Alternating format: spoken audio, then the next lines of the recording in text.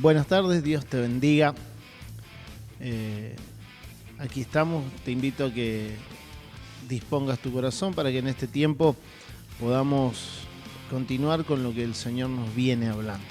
El domingo pasado hablábamos de que la vida y el valor del hombre provienen del Espíritu de Dios. Dice Génesis, sopló en su nariz aliento de vida y fue el hombre un ser viviente.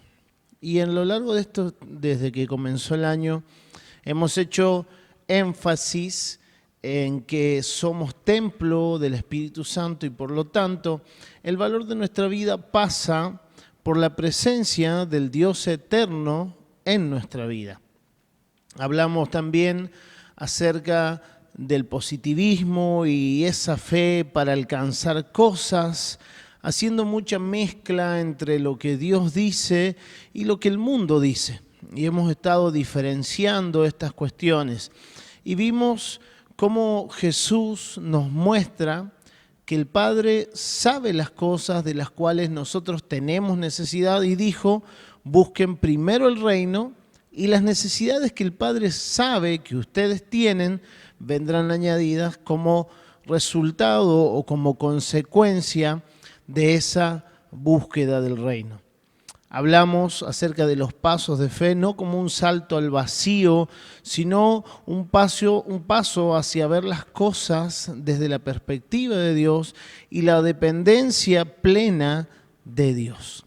Por eso dijimos que la manera en que nos conducimos en nuestra vida dice mucho más de lo que podamos gritar con toda nuestra voz.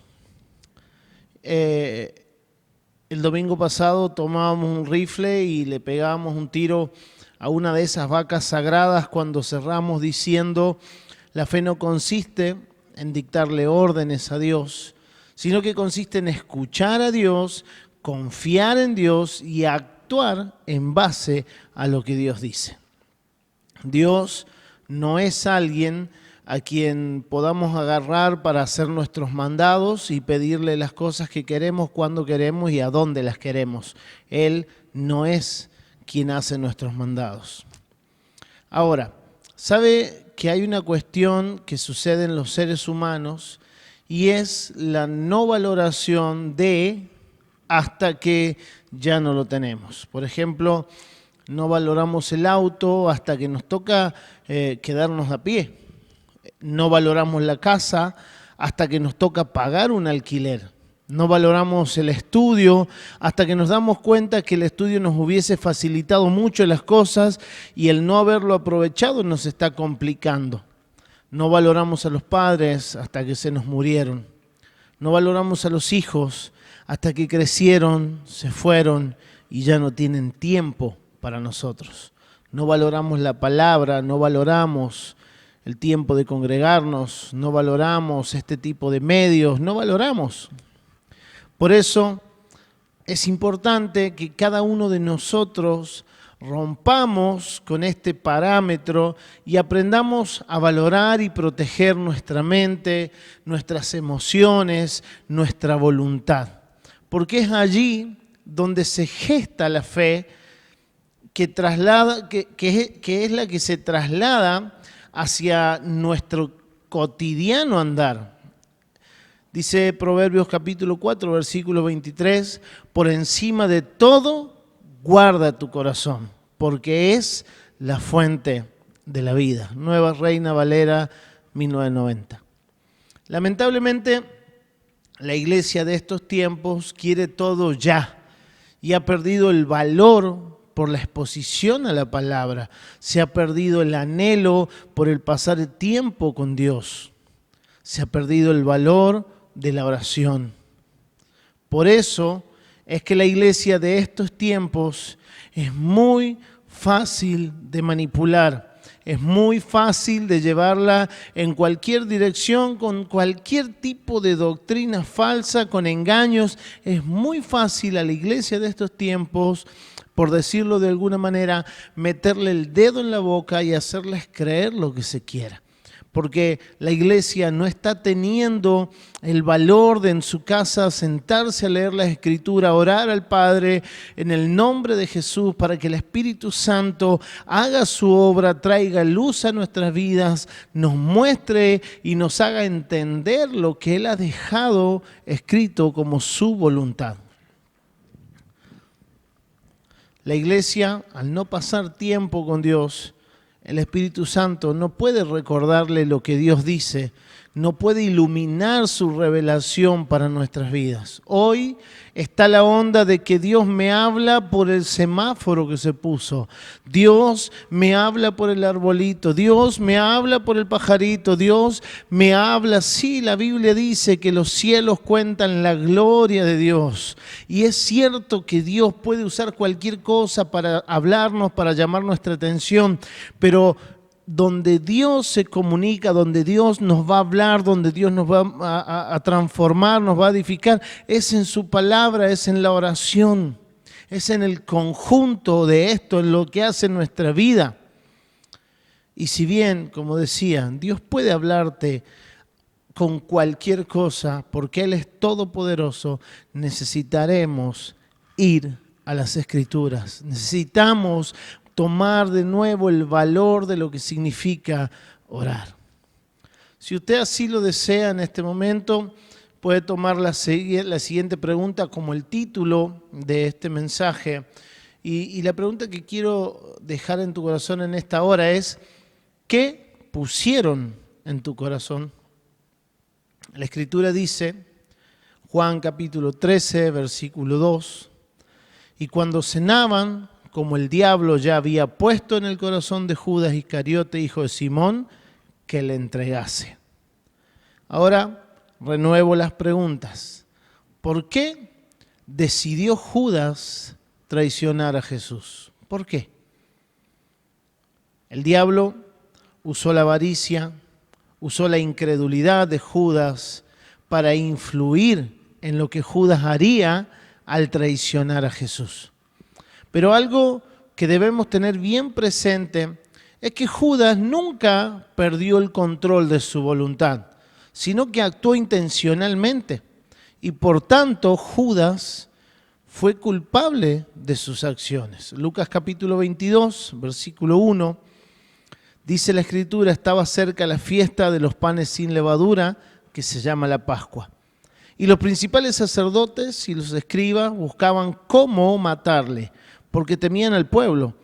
Y entró Satanás en Judas, por sobrenombre Iscariote, el cual era uno de los números de los 12. Y Judas, fue y habló con los principales sacerdotes y con los jefes de la guardia de cómo se los entregaría. Ellos se alegraron y convinieron en darle dinero, y él, Judas, se comprometió y buscaba una oportunidad para entregárselo a espaldas del pueblo. Judas no estaba bajo la completa posesión del enemigo, sino solamente fue influenciado por él. El enemigo no necesita tomar posesión completa de tu vida, de mi vida, para hacernos pecar, para que haga lo que él quiere que haga, para que yo me aleje de Dios, para que te alejes de Dios. Fíjese, Génesis capítulo 3, versículo 4 al 6, dice, entonces la serpiente replicó a la mujer, no es cierto, no moriréis, sino que Dios sabe que el día que comáis de él serán abiertos vuestros ojos y seréis como Dios, conocedores del bien y del mal. Cuando la mujer vio que el árbol era bueno para comer, agradable a los ojos y codiciable para alcanzar sabiduría, tomó del fruto y comió. Y también dio a su esposo, que comió igual que ella. Un simple pensamiento desacreditador de la verdad de Dios, de la veracidad de la palabra de Dios, fue lo que detonó en Eva un deseo. Segunda de Samuel capítulo 11, versículo 2 de la NBI 99.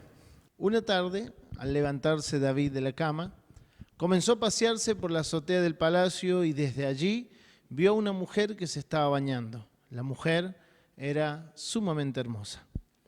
Por lo que David mandó a que averiguaran quién era y le informaron. Se trata de Betsabé, que es hija de Elián y su esposa y esposa de Urías elitita.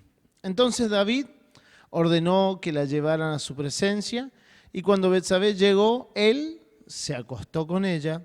Después de eso, ella volvió a su casa. Usted conoce cómo sigue el relato y si no, le invito a que continúe la lectura. Allí va a ver todo lo que sucede. Pero a lo que quiero llegar es que en tiempo donde el rey debería haber salido a la guerra con su ejército, se tomó un tiempo de ocio, ¿sí? En ese tiempo de ocio, una imagen entró por sus ojos y detonó algo. ¿Y qué decir de las hijas de Lot que creyendo, entre comillas, que no encontrarían varón para ellas, embriagaron a su padre y se acostaron con él? Génesis capítulo 19. ¿Qué decir de Saraí, que habiendo tenido una promesa de Dios, ante el pasar del tiempo, desespera y surge la idea de que su sierva se acueste con su esposo para tener un hijo mediante ella? Fíjese el pensamiento que cruza en su corazón. Saúl, que pensó que una desobediencia o una obediencia a medias le podría servir para honrar a Dios con los mejores animales del botín. Recuerde que Dios les había mandado eliminar toda la vida, incluso los animales. Y él y su ejército guardaron de lo mejor de los animales y con la excusa de honrar a Dios, de ofrecérselos en sacrificio, cuando Dios le había dicho nada.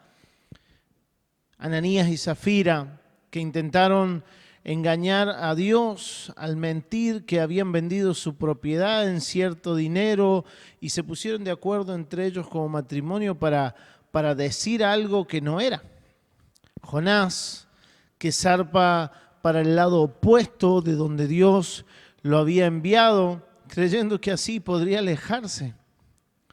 Y podríamos seguir toda la noche, toda la tarde, hablando de los ejemplos bíblicos que hay. Hay muchos casos que nos muestran que no importa qué tan grandes o qué tan importantes somos o nos creamos, porque nadie está exento de volverse un transgresor y apostatar del Evangelio, la verdad. Por tanto, el que cree estar firme, tenga cuidado, no sea que caiga, dice 1 Corintios capítulo 10, versículo 12, la Biblia de las Américas. Y en esta hora quiero hacerte un par de preguntas. ¿Qué es lo que se está alojando en tu corazón? Son preguntas que yo me hice a mí mismo.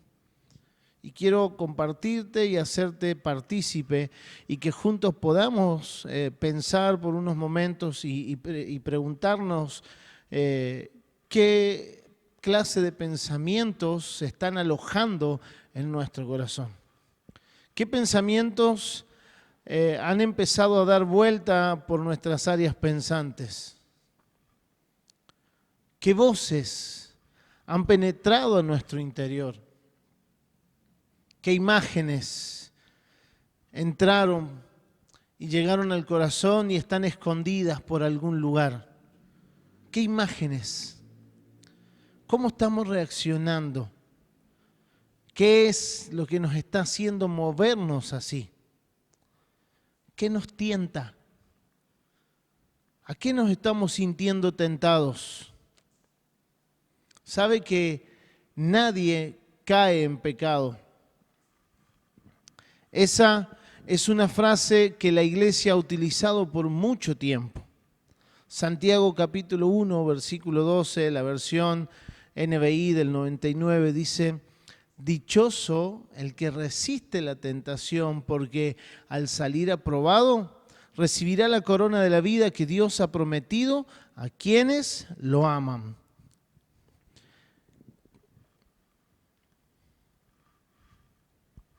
Que nadie, al ser tentado, diga, es Dios quien me tienta, porque Dios no puede ser tentado por el mal, ni tampoco tienta Él a nadie.